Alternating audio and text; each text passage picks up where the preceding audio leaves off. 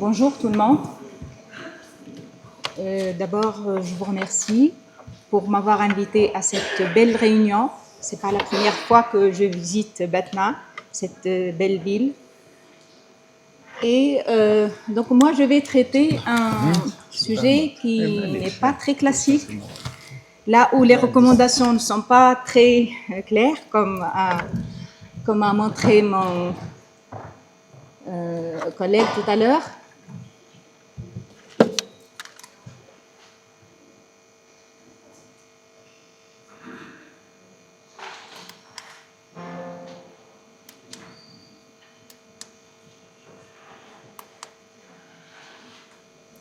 Alors, la progression de la maladie rénale chronique, c'est un sujet qui intéresse tous les néphrologues et même tous les médecins.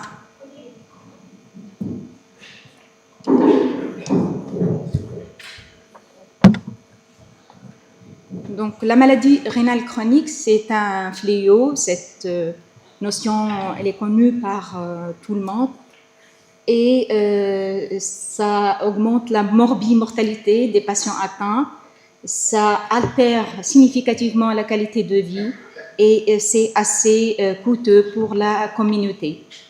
Donc, malgré les avancées thérapeutiques, la progression de la maladie rénale chronique reste quand même peu satisfaisante.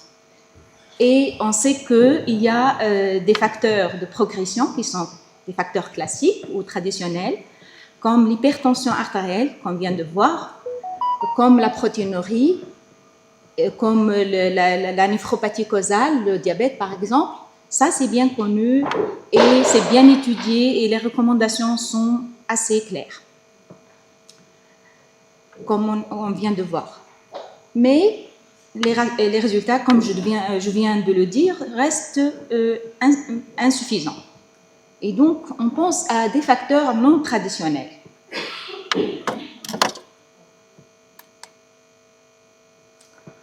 Alors, là, la micronutrition prend une bonne valeur. Mais c'est quoi la micronutrition? La micronutrition, c'est un domaine donc récent de la médecine. C'est une approche de la nutrition qui étudie l'impact des micronutriments, en particulier les vitamines et les éléments traces, sur la santé de la communauté. Et elle vise, donc c'est une prise en charge globale, elle vise à optimiser le fonctionnement de l'organisme et à corriger certaines déficiences ou déséquilibres, et si nécessaire, on complémente donc le patient. Et pour les nutriments en général, on connaît tous tout ce qui est protéino-énergétique, les protéines, les sucres ou les carbohydrates, les lipides, mais peu est connu sur tout ce qui est minéraux et les vitamines aussi. Et les minéraux, là, il y a les micro-éléments et les éléments traces. Et donc, les micro-éléments, c'est tout ce qui est ions, mais à une certaine concentration. Et les éléments traces, c'est encore des minéraux, mais qui sont à une très faible concentration dans l'organisme. Ces oligo-éléments dans l'organisme entier ne constituent que moins de 5 grammes dans tout l'organisme. Et ces micro-éléments, donc en plus des vitamines, là, ils sont constitués majoritairement de zinc, de sélénium, mais d'autres constituants aussi. Les micronutriments, ils sont apportés par l'alimentation. Il est rare que notre organisme puisse les fabriquer. Certaines vitamines sont fabriquées par notre flore intestinale, par exemple, mais donc la majorité doit venir de l'extérieur et essentiellement,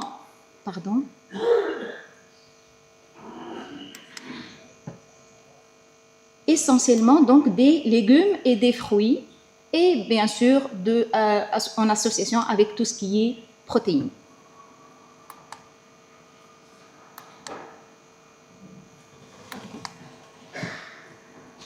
Donc, pourquoi on parle de tout ça? En fait, les bases sont plus physiopathologiques que cliniques. Et il y a beaucoup à faire en matière de micronutrition et maladies rénales et santé en général dans le domaine de la clinique. Les physiologistes et les physiopathologistes s'intéressent plus à ce sujet que les cliniciens probablement. Donc, on sait, nous cliniciens, que la maladie rénale chronique est un état de stress oxydatif et d'inflammation. Qu'est-ce qui se passe?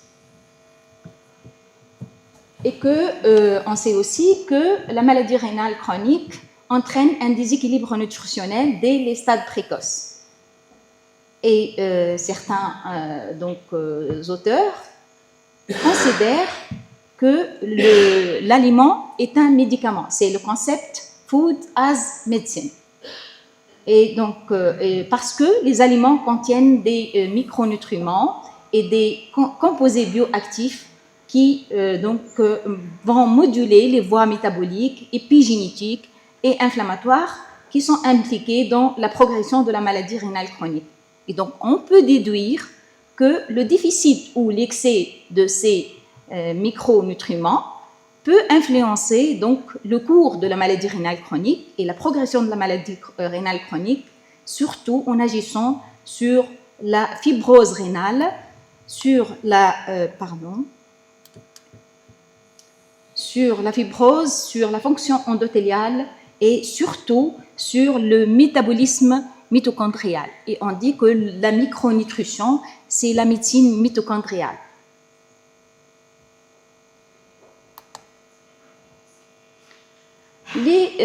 Au cours de la maladie rénale chronique, on observe plusieurs altérations nutritionnelles et cela est dû à des apports réduits. Parfois, c'est le patient lui-même qui fait de l'autorestriction. Parfois, c'est le médecin qui conseille donc l'autorestriction, la restriction alimentaire. Il y a aussi les pertes alimentaires ou de nutriments qui est due à l'inflammation, à la polymédication et surtout à la dialyse, lorsque le patient est en dialyse, et aussi au cours de la maladie rénale chronique, qui est considérée comme une maladie systémique, il y a une altération du métabolisme et de la biodisponibilité de pas mal de facteurs.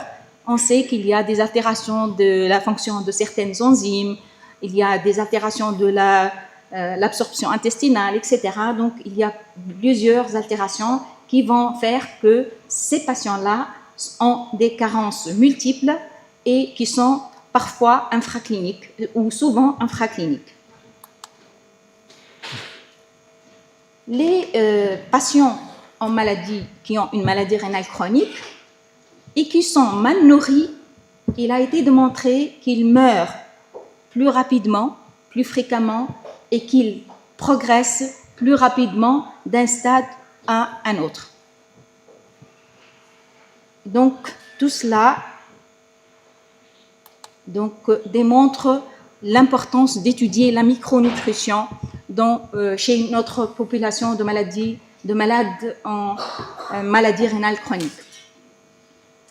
Au cours de la maladie rénale chronique, il y a plusieurs travaux scientifiques qui ont montré que le stress oxydatif et l'inflammation sont très fréquents, ils accélèrent la progression de la maladie rénale, mais aussi ils sont fréquents au cours de la malnutrition, même en dehors de la maladie rénale. Et donc, là, on pense, comme néphrologue, probablement il y a un rôle protecteur des antioxydants. Les plus connus sont la vitamine E, la vitamine C, le sélénium et le zinc. La vitamine D, on la connaît dans les complications minéralo-osseuses au cours de la maladie rénale chronique, mais peut-être est connu que la vitamine D joue un rôle dans la progression de la maladie rénale chronique. En fait, elle est rapidement altérée le métabolisme de la vitamine D au cours de la maladie rénale chronique Et on ne sait pas si c'est la cause ou la conséquence, mais donc je pense que les deux vont ensemble.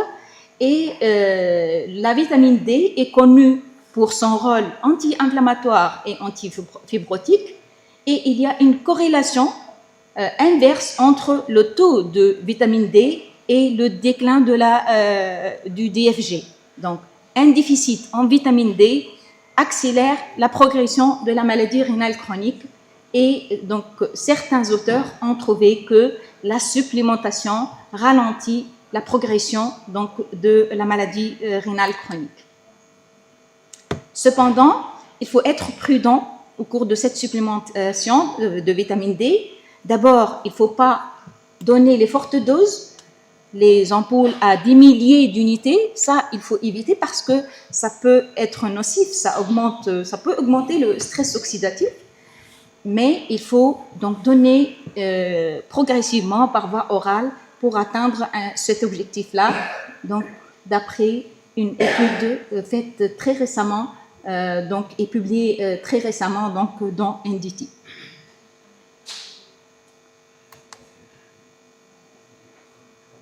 Alors, la vitamine, les vitamines antioxydantes les plus célèbres, c'est la vitamine C et la vitamine E.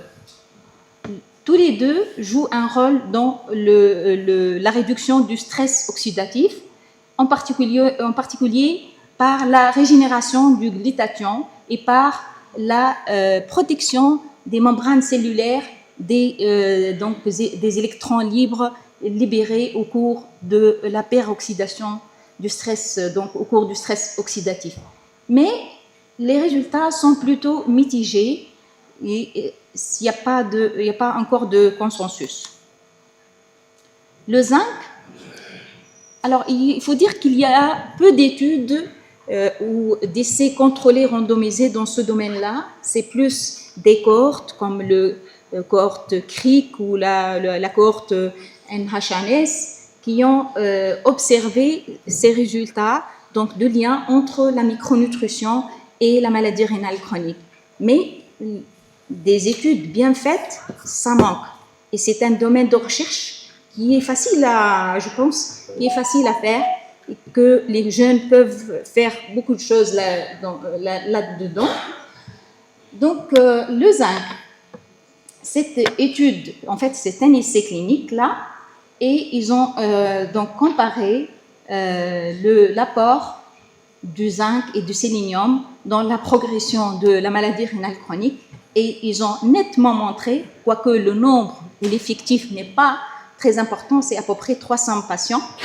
Donc, ils ont montré clairement que la carence en zinc, qui entraîne une inflammation et une malabsorption, et ça c'est connu en physiologie, donc la carence en zinc accélère la progression de la maladie rénale chronique et nous avons intérêt à avoir un certain taux de zinc pour ralentir la progression de la maladie rénale chronique. Pareil pour le zinc. Le zinc, qui est un anti-stress oxydant très connu, il a le même effet, c'est-à-dire il faut assurer un taux satisfaisant de sélénium donc, chez nos patients en insuffisance en maladie rénale chronique. D'après cette étude, il n'y a pas encore de consensus, comme je le dis, donc pour améliorer la progression de la maladie rénale chronique. Le fer, alors, c'est un micronutriment qui est ambivalent. Sa baisse est problématique, son élévation est aussi problématique. Sa baisse, c'est connu, mais son excès, l'excès en fer, ça favorise le stress oxydatif. Et nous avons tous l'habitude de donner de fer injectable en intraveineux avec des doses qui sont parfois importantes. Ça accélère le stress oxydatif et c'est pas très bien pour la progression de la maladie rénale chronique et même en dialyse. Donc, éviter les fortes doses de fer intraveineux chez les patients qui ne sont pas surtout en dialyse. Le magnésium, Alors, l'apport est mitigé ici. Il y a des travaux qui montraient que le magnésium donc protège contre les calcifications vasculaires et contre la fibrose tubulo-interstitielle. Il y a d'autres qui n'ont pas montré cet effet. Et donc, mais la plupart des études prouvent que le magnésium, un certain taux de magnésium, plus qu'un milligramme, entre 1 mg et 1,2 mg par litre, joue un rôle protecteur en termes donc de pathologie cardiovasculaire, mais aussi en termes de maladie rénale chronique. Ça, c'est donc un travail qui est publié dans la revue Hypertension, donc qui a montré que des taux bien déterminés de magnésium donc sont néphroprotecteurs. Pardon. Donc ils sont néphroprotecteurs, ils baissent la pression artérielle et ils permettent un meilleur contrôle de la pression artérielle. Donc, en résumé, le micronutriment le plus intéressant, ou les deux les plus intéressants, sont la vitamine D, le magnésium, qui sont néphroprotecteurs et vasculoprotecteurs, mais aussi le zinc et le sélénium. Pour la vitamine K, les résultats ne sont pas très clairs, quoique cette étude a étudié donc l'apport de la vitamine K, les fibres et les alcalinisants, et a montré un effet bénéfique sur la progression de la maladie rénale chronique, en particulier donc l'alcalinisation par l'alimentation qui diminue, donc qui augmente l'apport en alcalin, tout ce qui est en vert là. Et ça a été étudié en fonction de l'apport des protéines, c'est-à-dire tout ce qui est protéines et végétaux. Donc les patients qui ont un régime très pauvre en protéines ont plus, c'est-à-dire ils prennent plus de végétaux que d'aliments d'origine animale. Donc ils ont plus un PRAL ou un apport en alcalin plus important. Et plusieurs études aussi ont montré que l'alcalinisation est un facteur protecteur contre la progression de la maladie rénale chronique. Pardon.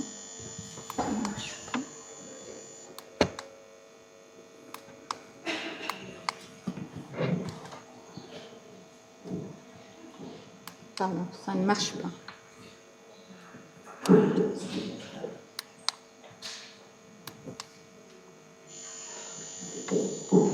Ah, merci. Donc, une diète riche en fibres, c'est aussi un moyen de néphroprotection. Ça apporte moins de lipides, moins de sel. Le sel, c'est un facteur classique donc de progression de la maladie rénale chronique. Et ça diminue aussi les toxines urimiques. Il y a moins de synthèse de toxines urimiques au niveau de la flore intestinale et donc ça peut protéger les reins et ralentir la progression de la maladie rénale chronique. Donc, justement, la microbiote intestinale joue un rôle très important pour tous les organes, mais aussi pour le rein. Et donc, lorsqu'il y a une dysbiose au cours que ce soit d'origine urimique ou non urimique, mais que ça dure, par exemple, les MICI, il y a une altération de la production des vitamines, en particulier les vitamines B et K, qui sont produites par certaines bactéries de notre flore intestinale. Et donc, et la vitamine B et la vitamine K, ils jouent un rôle aussi donc, dans les différentes réactions biochimiques de notre organisme. Et les fibres diminuent donc les toxines urimiques, et peuvent donc constituer une cible thérapeutique chez nos malades en maladie rénale chronique. les flavonoïdes, donc qui existent surtout dans les fruits rouges. Cette étude-là a montré qu'ils sont efficaces en termes de traitement de la pression artérielle et donc ils peuvent diminuer la pression artérielle. Pardon.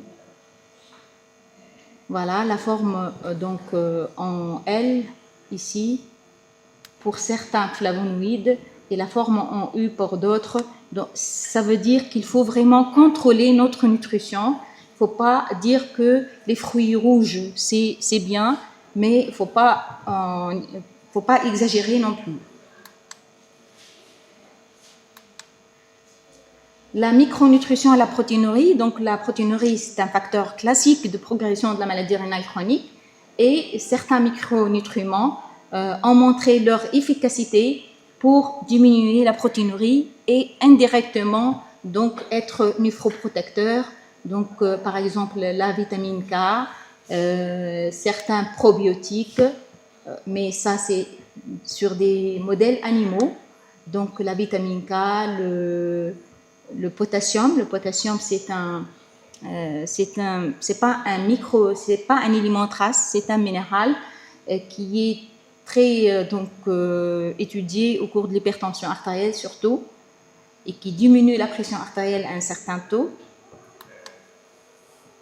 Alors, pour la correction, il faut toujours favoriser la supplémentation orale, que ce soit pour les vitamines ou les oligo-éléments. Il faut choisir des formulations qui sont adaptées à la maladie rénale chronique et ça existe sur le marché, surtout des formules qui ne contiennent pas de potassium ou de phosphore. Il faut éviter les IXC qui peuvent se compliquer d'hypercalcémie, de toxicité hépatique ou d'autres troubles. Et il faut faire attention à l'interaction pharmacologique, le fer avec le zinc par exemple, le magnésium avec les quinolones et les statines par exemple, les IPP qui altèrent le magnésium, donc qui baissent le taux de magnésémie, les chélateurs en général, les diurétiques aussi qui baissent la magnésémie. Et donc il faut prévoir un contrôle régulier pour certains micronutriments.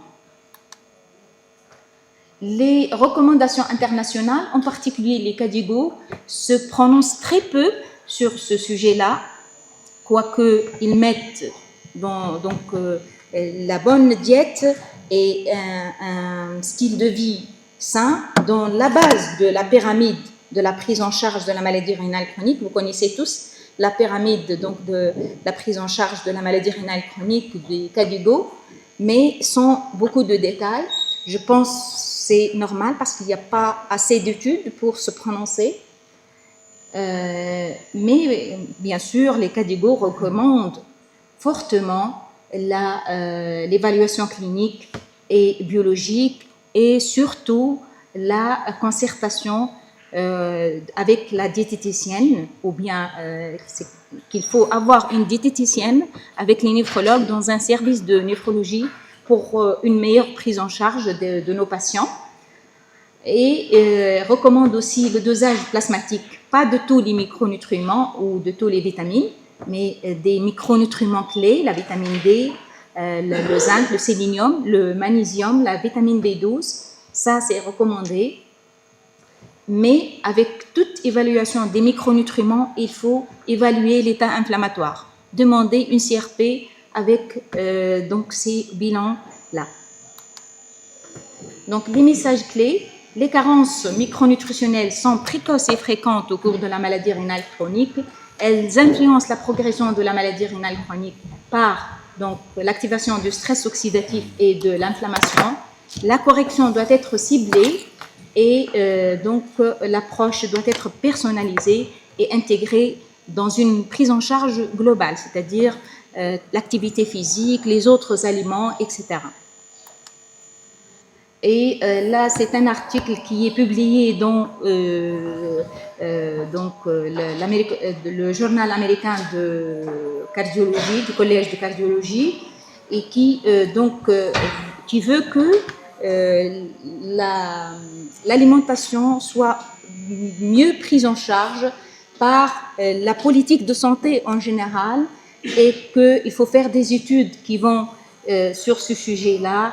Il faut se baser sur donc l'évidence-based medicine dans ce domaine-là et pour donner des recommandations claires. Voilà, je vous remercie. Et je remercie ce monsieur aussi, c'est donc Dr Amin Ghesmi, un physiologiste et un micronutritionniste qui m'a poussé à m'intéresser à ce sujet-là. Donc c'est un monsieur algérien qui est très bien en micronutrition. Je vous conseille de suivre ce monsieur ou ce collègue qui a beaucoup de travail sur ce sujet-là. Merci.